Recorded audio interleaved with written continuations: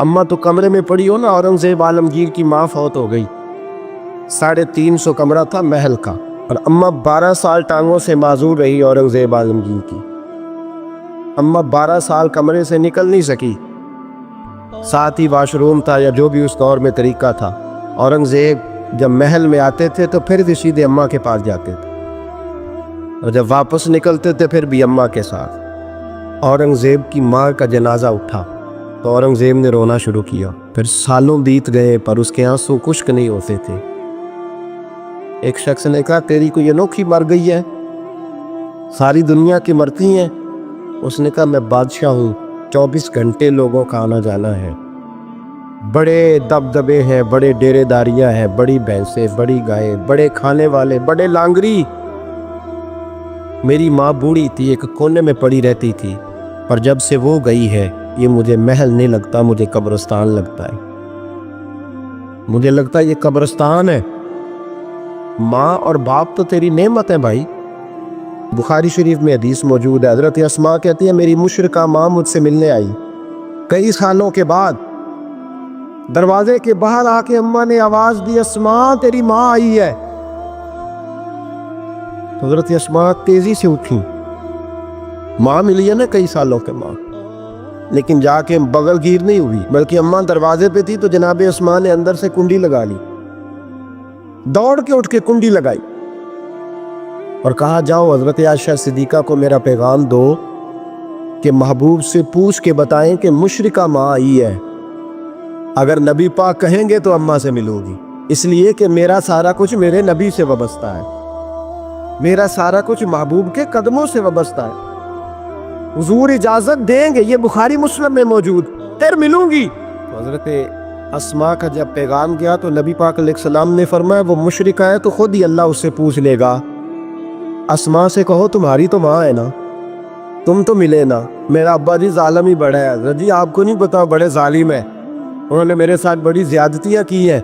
ओ भाई, मेरे महबूब से भी एक सहाबी ने कहा था, या रसूलल्लाह आप कहते हैं वालिदैन की फर्मा बरदारी करो, तो अगर वालिदैन जुल्म करे, वालिदैन अगर जुल्म करे, मेरे महबूब की जुबान से एक हरफ भी कभी फजूल नहीं निकला, बल्कि रब जब फरमाता था तो महबूब बोलते थे। उसने एक दफा कहा, हुजूर अगर वाली जुल्म करे, नबी पाक ने 3 दफा फरमा, औ यज़लिमु, औ यज़लिमु, औ यज़लिमु। अगर वो जुल्म भी करे, जुल्म भी करे, जुल्म भी करे, तो फिर भी तूने माँ बाप की फर्मा बरदारी करनी।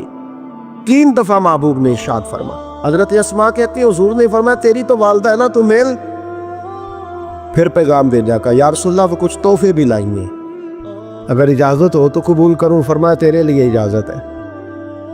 हजरत अस्मा इतनी मजबूत मुसलमान थी कि अम्मा मुशरिका थी, लेकिन उसके करीब जाना उन्होंने पसंद न किया जब तक हुजूर इजाजत न दे। फरमाती हैं, जब मेरे अब्बा जी हिजरत के लिए जाने लगे ना गारे सौर पे, तो मेरी ड्यूटी लगा गए। कहने लगे, बेटी तू बड़ी है, पीछे जरा ख्याल रखना। कहती हैं, 60,000 दिनार थे घर में। वालिद गिरामी जब गए तो हर चीज ही साथ ले गए, एक पैसा नहीं छोड़ के गए। कहती मेरे दादा नाबीना थे हजरत अबू काफा, बाद में मुसलमान हो गए। वो आए और आके कहने लगे, अस्मा तेरा अब्बा सारा कुछ ले गया है, कुछ छोड़ के भी गया है। तो कहती है, मैं परेशान हो गई, क्या जवाब दूं, दादाजी बूढ़े, ये तो एहतजाज करेंगे।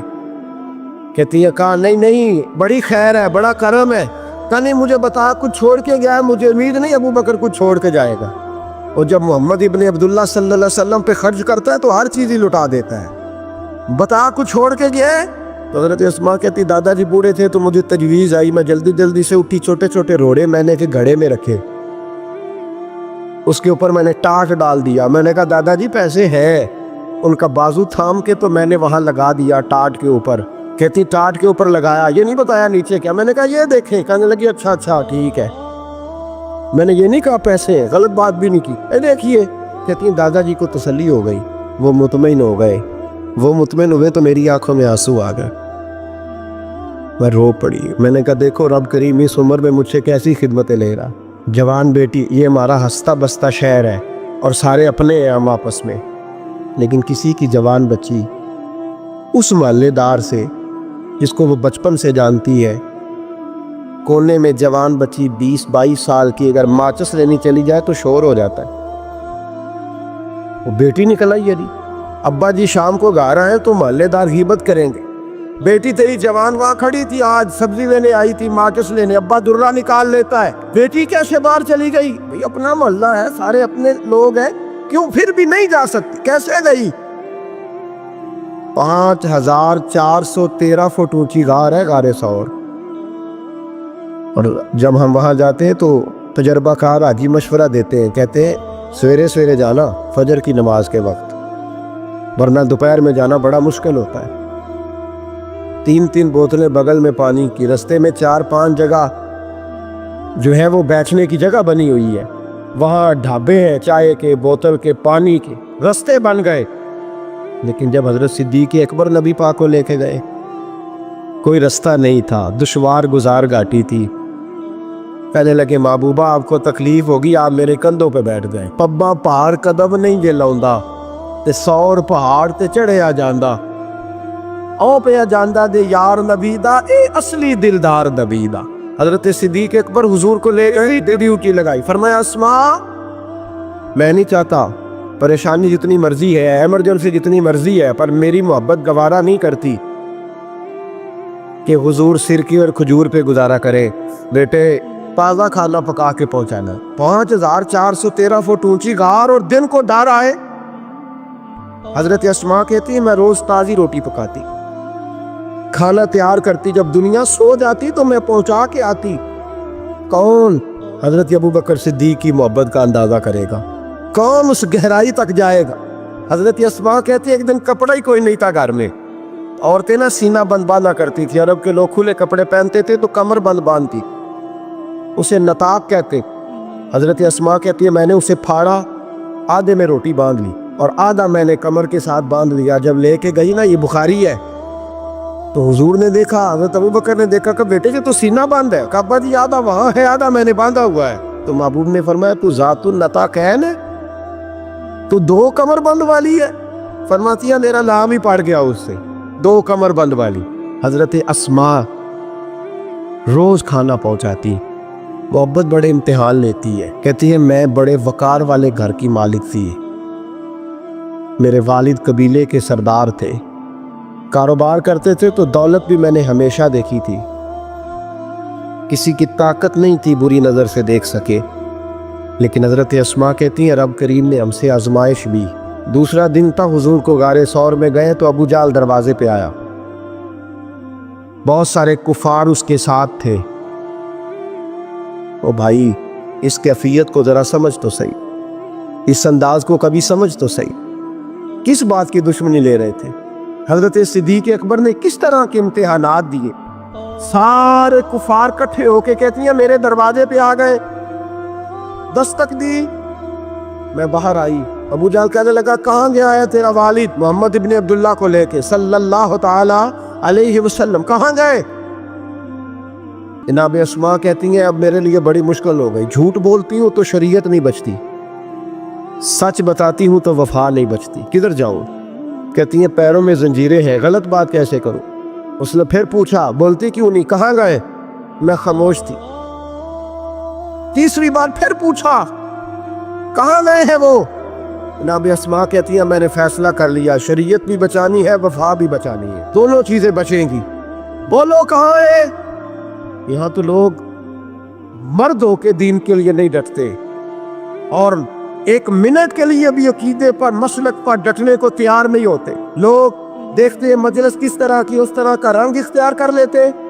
जनाब अस्मा डट गई, जनाब सिद्दीक अकबर की साहिबजादी, और कहती है अबू जाल ने चमकाना बता कहाँ है?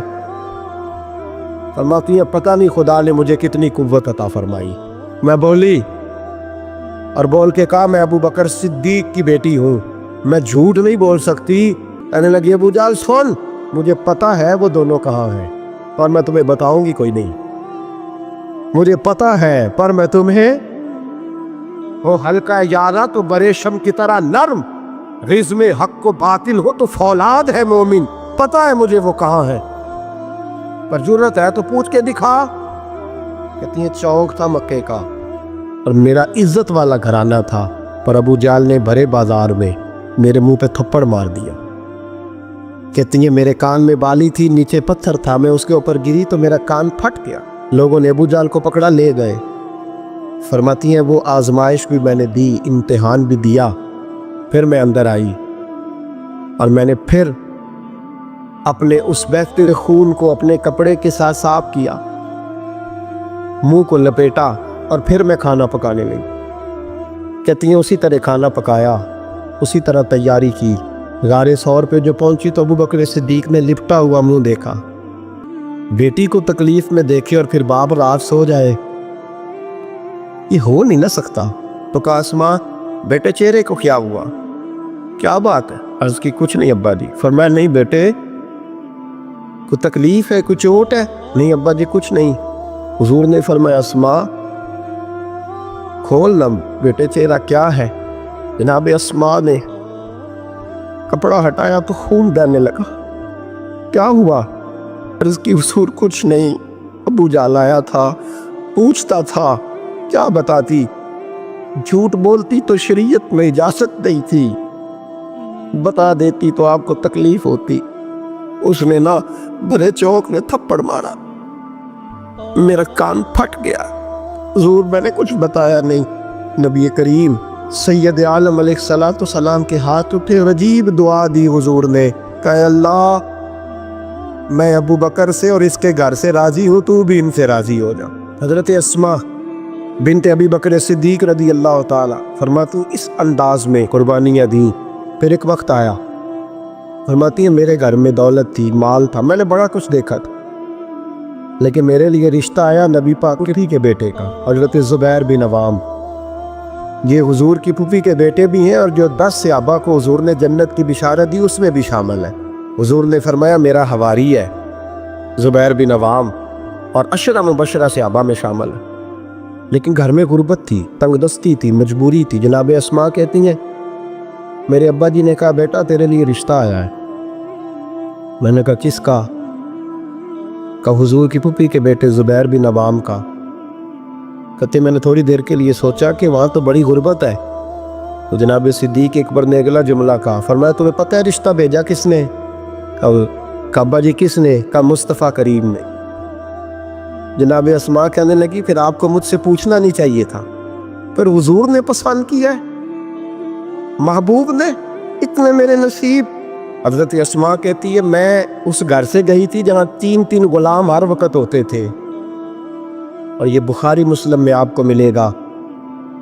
बेटियों की तरबियत हम करते हैं तो कहते हैं ओ ससुराल में काम करना पड़ता है, सवेरे उठना पड़ता है, ऐसे करना पड़ता है। सुनो जनाब सिद्दीक अकबर रईस मक्का और मदीना की बेटी फरमाती है मैं जब ज़ुबैर बिन अवाम के घर में गई तो मैं आटा भी गूंथती थी, मैं कपड़े भी धोती थी।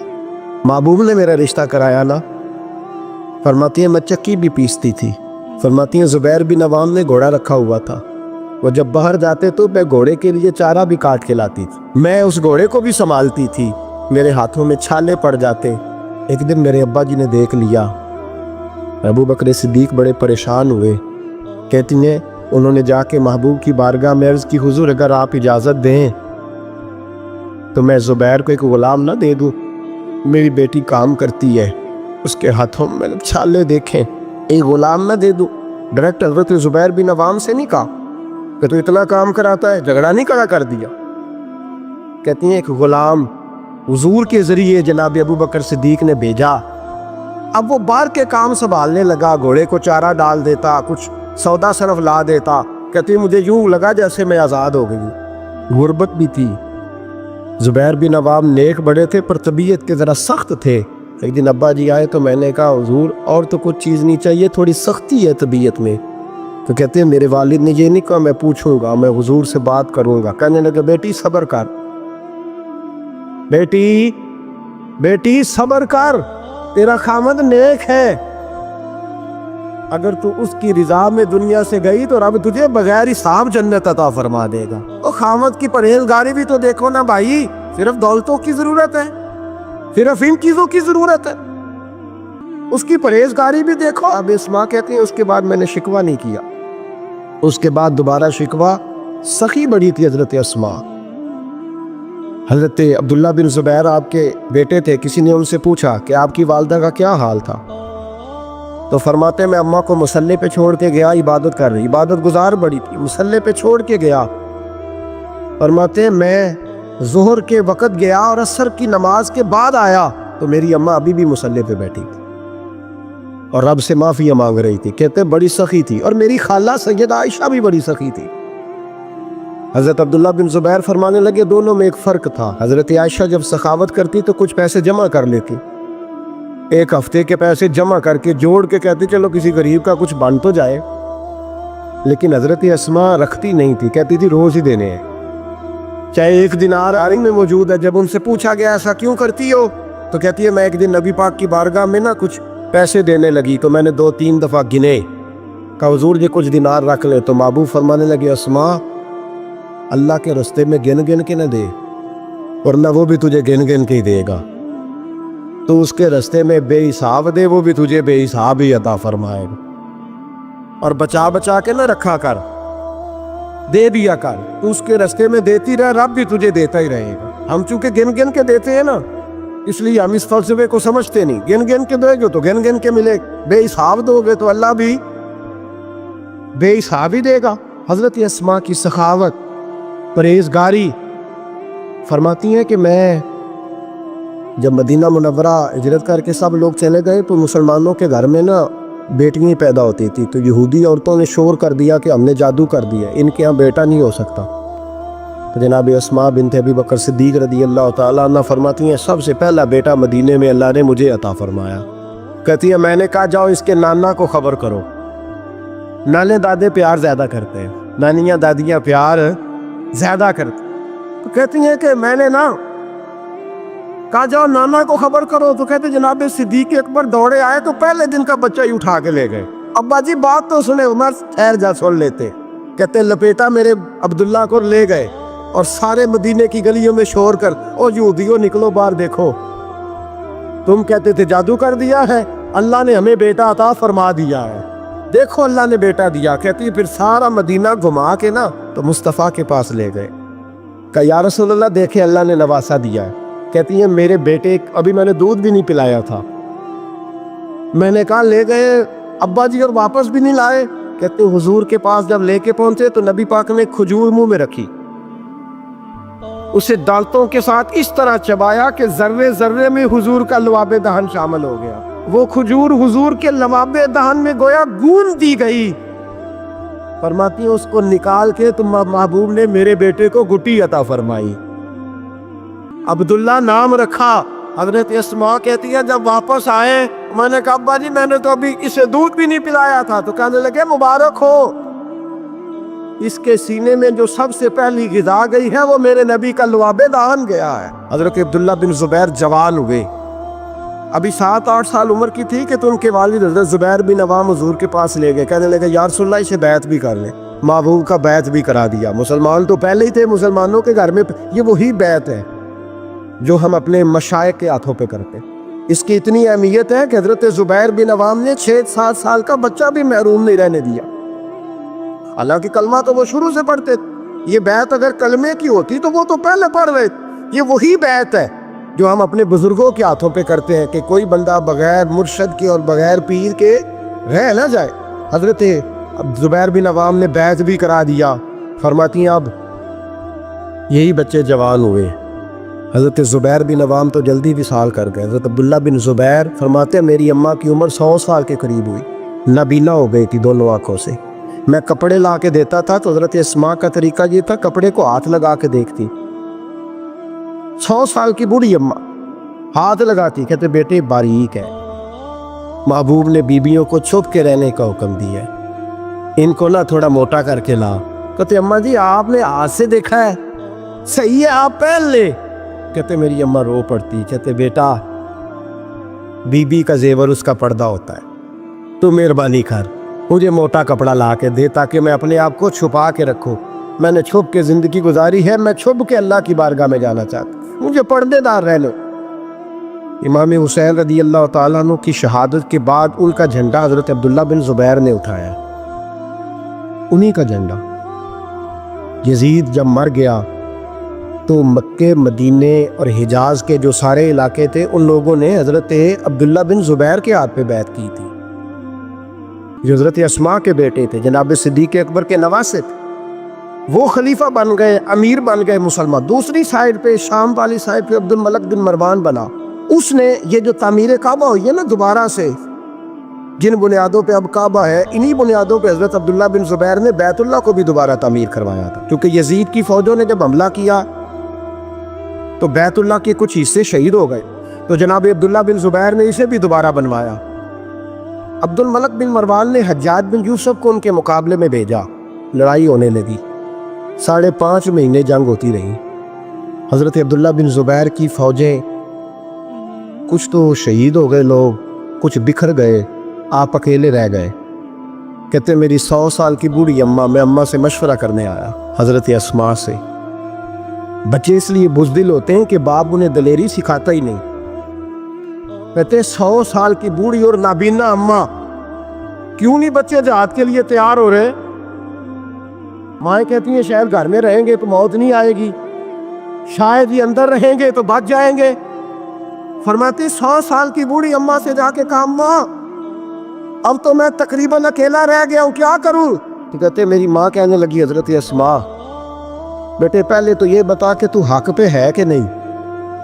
کہ میں نے کہا اماں ہوں تو میں حق پہ۔ تو کہنے لگی جا پھر میدان میں کھڑا ہو جا اور جا کے لڑ، جب تک رب کو منظور ہوگا تجھے زندگی دے گا، اور بیٹا یاد رکھ جسے شہادت ملتی ہے اسے بھی اللہ کی مدد کے ساتھ ہی ملتی ہے، شہادت بھی اللہ کی مدد سے ملتی ہے، میدان میں جا۔ تو کہتے میں نے اپنی اماں سے کہا اماں یہ جو حجاج ہے بڑا ظالم ہے، سنا ہے جب کسی کو قتل کرتا ہے تو لاش کے ٹکڑے ٹکڑے کر دیتا ہے، وجود سارا کاٹ ڈالتا ہے۔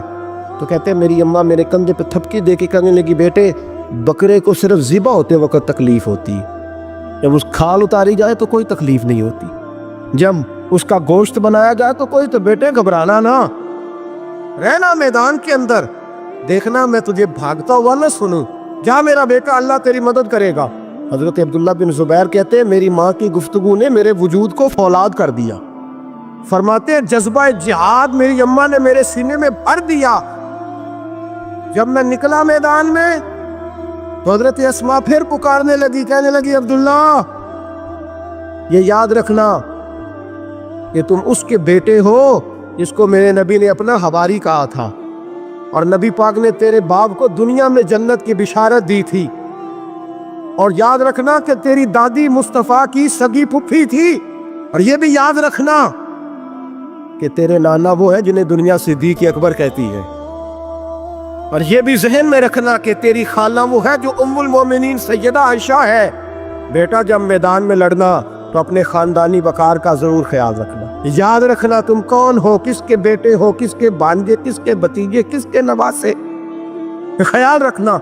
حضرت عبداللہ بن زبیر لڑے اور جب شہید ہو گئے تو حجاج بن یوسف نے ان کی لاش کو چوک میں لٹکا دیا، مکے کے چوک میں جہاں جنت المالا ہے، اس چوک میں ان کی لاش لٹکی۔ 14واں دن ہو گیا لاش کو لٹکے ہوئے، تو عبداللہ بن عمر گزرے، فرمانے لگے یہ دیکھو شاہ سوار لٹکا ہوا ہے، اور دیکھو 14 دن بیت گئے، اس کے وجود سے جب بھی کوئی سونگتا ہے اسے میٹھی خوشبو ہی آتی ہے۔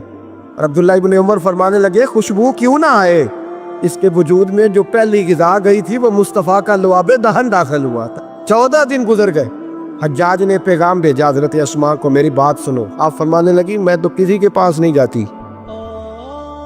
اور میں سرداروں کو کیا سمجھتی ہوں، جا دوڑ جا۔ کہنے لگا میں زبردستی بلوا لوں گا۔ فرمایا طاقت ہے تو بلوا کے دیکھ، میں ابو بکر کی بیٹی ہوں۔ حجاج خود ملنے آیا اور آ کے کہنے لگا میرے بارے میں آپ کا کیا خیال ہے؟ تو حضرت اسماء کہنے لگی خیال کیا ہونا ہے، نبی پاک نے فرمایا کہ میری امت میں ایک کذاب آئے گا، ایک قاتل آئے گا۔ کذاب مختار سقفی تھا اور قاتل تو ہے۔ کہنے لگا تجھے پتہ نہیں چلا میں نے تیرے بیٹے کا کیا حال کیا؟ وہ جا کہتے ہیں ایسا جملہ کا حضرت اسماء نے کہ میری سوچ ہی بدل دی۔ میں نے کہا دیکھا میں نے تیرے بیٹے کا کیا حال کیا؟ تو حضرت اسماء کہنے لگی تو نے تو صرف اس کی دنیا خراب کی ہے، اس نے تو تیری آخرت خراب کر دی ہے۔ یہ سمجھ نہیں آئی؟ تو نے دنیا خراب کی، اس نے تو تیری آخرت خراب کر دی، ابھی تو سمجھا نہیں؟ تو کہنے لگا اماں تو بوڑھی ہے, تجھے شاید پتہ نہیں کہ تیرے بیٹے کی لاش لٹکی ہوئی ہے. تو کہتے ہیں حجاج کہتے ہیں حضرت اسماء کہنے لگی شکر ہے اللہ کا, شکر ہے اللہ کا, میرے بیٹا لٹک تو گیا ہے پر کسی ظالم کے آگے جھکا تو نہیں نا, شکر ہے اللہ کا. اور کہنے لگے شاہ سوار لٹکے ہی ہوتے ہیں, جو شاہ سوار ہوتے ہیں وہ سواریوں پہ ہی ہوتے ہیں. حجاج جا. حجاج بن یوسف کہتا ہے جب میں باہر نکلا تو بڑی بڑی تلواریں میرا سر نہیں جھکا سکی تھی, پر حضرت اسماء کے جملوں نے میری گردن جھکا دی. لوگ مجھ سے پوچھ رہے تھے فاتح کون ہے, آپ کے عبداللہ. تو حجاج کہتا ہے نہ میں, اور دوسروں کو تو وہ ماننے کو تیار ہی نہیں تھا نا. کہتا ہے فاتح دیکھنا ہے تو وہ ابو بکر کی بیٹی اندر بیٹھی ہے, وہ سب سے زیادہ فاتح, وہ فاتح ہے, اس کا حوصلہ جوان ہے, جس کے سینے میں ایمان کی قوت تگڑی ہے, جو آج بھی ان اصولوں پہ قائم ہے جو مصطفیٰ نے دیے تھے. حضرت اسماء اپنے بیٹے کے شہادت کے 3-4 دن کے بعد ہی وصال کر گئی. 100 سال کی اسماء کا جب جنازہ اٹھا تو پھر دیکھا مکے کے لوگوں نے اور مدینے کے لوگوں نے کہ بادشاہوں کے جنازے میں اتنی خلقت نہیں آتی جتنی اس خاتون کے جنازے میں لوگ آئے, اور لوگ کہہ رہے تھے آج وہ خاتون دنیا سے گئی ہے جس خاتون نے اپنی زندگی کے 80 سال رسول اللہ کے دین کو دیے. بھائی یہ بات آج اس لیے ان کا ذکر, چونکہ ان کا وصال بھی جمادی الثانی میں ہوا, اس لیے چھیڑا ہے. اپنے گھروں کے اندر ہم نے تربیت کا, بیٹیوں کی تربیت کا وہ والا ماحول بنانا ہے جو حضرت اسماء بنت ابی بکر کا تھا. ہماری بچیاں کہتی ہیں دکھ ہی بڑے تھے, غربت ہی بڑی تھی, ساری زندگی ٹینشن کی نظر ہی ہو گئی, ہم کیسے جمع ہوتے. وہ تو امیر گھر سے غریب گھر میں آئی تھی. غربتوں کی ٹینشن نے کبھی انہیں پریشان نہیں کیا, بلکہ ان کے ایمان کو جلا بخشی. توانا رہیں. جب مائیں حضرت اسماء جیسی ہوتی ہیں تو بیٹے حضرت عبداللہ بن زبیر جیسے پیدا ہوتے ہیں. اتنے تگڑے اور دلیر بیٹے پھر دنیا کو ملتے ہیں. بچیوں کی تربیت کریں. سارا دکھ روٹی کا ہی ہے, دولت کا ہی ہے, جائیداد کا ہی ہے, کھانے پینے کا ہی ہے. اور بھی غم ہے زمانے میں محبت کے سوا, کچھ اور بھی توجہ کریں بھائی. یہ تو ایک جوز ہے, تو ایک جوز ہے صرف زندگی کا, باقی ساری زندگی تو آگے پڑی ہوئی. ان کی تربیت کریں, اصل نہج پر انہیں سمجھائیں. حضرت اسماء نے روشن کردار ادا کیا.